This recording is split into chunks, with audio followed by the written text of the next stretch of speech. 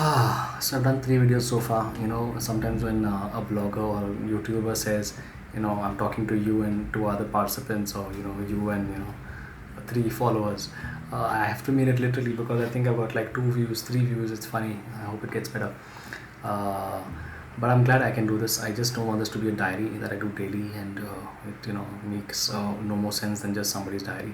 I hope this can be instructive, and I'm not going to speak from the top of my head. What I'm going to do today is I'm going to read from my missal. So this is the missal that came to me, the St. Andrew's Daily Missal, 1958 I think, or 1959. And the blog I used to write on frequently was called St. Andrew Daily Missal on Blogspot. It's where I used to transcribe the Daily Missal daily. Okay, so that's what this YouTube channel is also called, happens to be called that.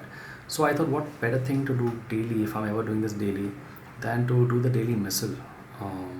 It kind of covers the essential ground that the church wants us to cover in our liturgical life. So today I'm going to talk about the saint of the day. His name is Callistus I. He was a pope and a martyr.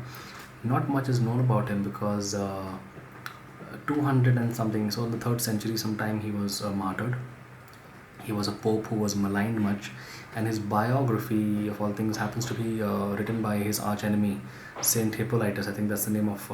He was a saint. He turned out to be a saint much later. I think he recanted his testimonies against him and all of that. He was the anti-pope. In fact, the church's first anti-pope ever, right? And this happened, like I said, in the 3rd century, around 225 AD or thereabouts. So Hippolytus wrote his biography, he smeared him, and he wrote all kinds of things. We don't know much about the other side, how much of it is true and not true. We don't know that. We know some things, but we don't know the whole picture. So it's very funny that his biography, what we get to know, is from his enemy. But they're both saints, and that's remarkable, right? Because there is mercy when you seek forgiveness, of course, not the Francis door of mercy open to all unrepentant sinners. No, that's not mercy. But yeah, real mercy, and that's something that was a hallmark for Callistus I, the Pope and martyr. It was scandalous for the time, not un-Catholic, but scandalous nonetheless, for repentant sinners to of huge sins, mortal sins, more than mortal sins, I guess. I don't know what the category is, but for scandalous mortal sins like adultery and all of that, for them to be admitted into the church, and he allowed that to happen because they were forgiven and they had repented publicly, which is the condition for mercy. So he was Hippolytus smeared him against that. He smeared him against quite a few things. It's pretty colorful when you look at the biography that we see. We can use a negative principle there and say, if it was worse, he would have definitely covered that ground. So it can't be much worse than what he said, right? Than Hippolytus said. So here's the collect. I also want to clarify one more thing. When I do these videos, I don't talk to sedevacantists. If I do, if they happen to be out there, great. They know much more than me. This is not for them. This is for people like me, who are new to the faith, right? They're new to the true Catholic faith. They may be Catholics born in the Novus Ordo, but never been preached about heaven and hell, and the 4 last things: sin, judgment, heaven and hell. I think I've got those 4 last things right. Or is it death, judgment? I think it's sin, judgment, heaven and hell. So those things aren't preached from the pulpit because Vatican II has changed teaching. It has changed tradition. It has its own traditions. It's changed a lot of things. We'll cover that ground soon. Yeah, I'm going to cover a lot of that ground. I know a hell of a lot than I did 6 months ago. I shouldn't say hell. I know a lot, yeah. Maybe I can't say hell because it's from hell. So his name is Saint Callistus I. He was a deacon. In fact, he was made a deacon by the Pope then at the time. I don't know the name of that Pope, but he was made a deacon by that Pope. Yep. So what happens when we look at the daily missal is, the main thing that you look at when you want to know who the saint was is you look at the collect, because that is a perfectly formulated prayer offered up to God, venerating that particular saint. So this is Saint Callistus. The prayer we make today, that is the prayer the priest makes on our behalf today, is, "O God, you see that we fall through our own infirmity. Mercifully restore us to your love by the example of your saints." So that's what he prays today. And the particular Mass today is from page 929, that see Diligis May. It's the first mass because it's the Holy Pope. I'm going to read if I can find something there, maybe another collect there, just so you know the category of saint that we celebrated in 929. Give me a second here. So yeah, here we go. A collect. Eternal Shepherd, look graciously on your flock through blessed, and then we give his name, your martyr and supreme pontiff, who you appointed pastor of the whole church. Keep it under your constant protection. So that's a prayer to Christ our Lord, the Eternal Shepherd. And there is another one. So you can see the kind of collects, the kind of prayers made to popes, tells you the kind of popes we've had. O God, you have saved your church from all threat of the powers of hell by establishing her upon the foundation of the apostolic rock.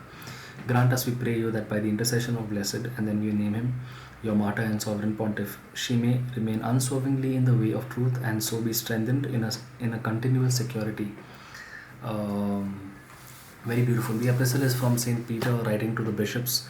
I don't know where the bishops were located, but he was writing to the bishops. And the gospel is from, I forget, is it Matthew? But it's the account of Jesus making announcing that Peter will be the Pope, and that Christ will give him the keys and will institute his church upon him, who is the rock. He gave him his name on that day, his new name. So this is incomplete if I were to just leave it here, because this is good, it's tradition. But where are we today? We don't have a holy, good and holy Pope. We don't have a Pope, in fact. Whether or not you agree with me, it's okay. If you don't agree with me, that's fine. But even if you don't, because I've arrived at a conclusion, and you can debate that conclusion, but my facts are undeniable. The heresies of Pope Francis, who calls himself Pope Francis, Jorge Bergoglio is his name, are legendary. You could write tomes on only his heresies, and they're public. They're not private. They're public, and our Lord has told us that the church will never defect. She will always be his spotless, indefectible bride till the end of days, because it is his mystical body, and he cannot corrupt. The body cannot, but the members can. And what good is it? Like I've said in the past, if a member were to corrupt, it's better to chop that part of our body off and enter, without that bodily part, wholly into heaven. So if at all Pope Francis was ever a member of the Catholic Church, it sees with his first public heresy, there is no need of council and all those those maneuvers that are told. Yes, to formally dethrone a pope, formally you need an imperfect council, but that is in the case of a real pope who has maybe done something personally immoral. But public heresy is you do not need. You can do it. It's good to do it, because then everybody gets to find out. But you don't need to strip someone of ecclesiastical office, because he has stripped himself of it by his public heresy, by canon law. I'm not making any of this up. So we have Callistus and we have Hippolytus, both on the other side of history, you can say. You got Callistus, who's been martyred, thrown down a well. In fact, I think he's cracked his skull. He was thrown head first. Some people say there was a riot, and there's no account of how he died. But he did quite a few things. So our Ember Days, which we celebrate, I think 4 days a week, and there are lots of types of Ember Days. He instituted them. He created the Saint Mary across the Tiber Basilica. He built that, and the cemetery there contains the relics of a lot of holy martyrs in those days and saints of those days. They're there. And the cemetery there, it was, I think, the first publicly owned or rather privately owned property of the church. It's called the Cemetery of Callistus. He wasn't buried there, he was buried somewhere else, but his remains are venerated at the altar of that basilica. And he's a holy man and he's celebrated. But so is Saint Hippolytus, who totally denigrated this poor fellow and made mockery of his life, and wrote a scathing biography, which was maybe half truth. He ran away as a slave. He was not a slave, but he had a master, and he was running his bank affairs, I think.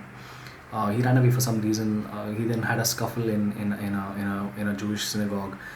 Those kind of things. Who knows? Maybe they are 80% true. Maybe they are 100% true. We don't really know. But we don't know the truth, which is how does he defend himself by stating his own facts, because that's lost to history. So he's an anti-pope. Hippolytus, he was, of course, he's the saint because he then renounced all of that, and he publicly repented, as Pope Francis should, if he calls himself Pope. I just say that because that's the accepted title in most circles, and as Pope Emeritus Benedict XVI should, because he is equally flagrant a heretic. I don't know if that's the right word, but he's a heretic. He denies the resurrection. He denies the bodily restoration, of our bodies. He denies the resurrection as a historical act. He calls it a new kind of act in history, and it's crazy. It's just modernist jumbo mumbo jumbo. It's so when they publicly manifest their heresies, they need to publicly recant them as well and say, okay, I take this back. I've repented of it, but I want everyone in the world, the Catholic world, to know that I was wrong. I was in error. It's how Nestorius, the bishop, which we read in just a couple of days back, 3 or 4 days back, Lux Veritatis is the encyclical which Father Desposito, you can find him on Twitter. He's a Sedevacantist priest in Most Holy Family, Most Holy Trinity monastery in, I think it's a monastery, yeah, in Florida. So he had shared that in anticipation of our celebration of the feast of, there was another feast just a few days ago, the maternity of the Blessed Virgin. Yeah, so in Lux Veritatis, the Pope, I think Pius XII, who writes it, he recounts how the history, right? Beautiful the way encyclicals really capture the history of the church. He captures how Nestorius he was a bishop who took the the Metropolitan See of Alexandria, I think. Constantinople, maybe. Yeah, Constantinople, I think. And he took it up, and there he started, spreading his heresies. Terrible stuff that, Jesus Christ on earth was fully man, but his God being was somehow a different being. It was not him who was the man. And therefore, Mother of God is not mother, but she is the mother of the man, that kind of stuff. So, why was I telling you this? Yeah, history is important, yeah. Recanting. Yeah, so he had that the Pope at that time had invited Nestorius to publicly, I think it was Clement or something, to publicly renounce his heresies and come back to the fold of the Catholic Church, where he would be welcomed. He was given 10 days. And proceeding that, the council was to be called, and they called it, and they used Clement's essentially his excommunication into force, and they declared it, and he was excommunicated, and he was eventually abandoned by everybody who operated upon the authority of the Church, of the Pope.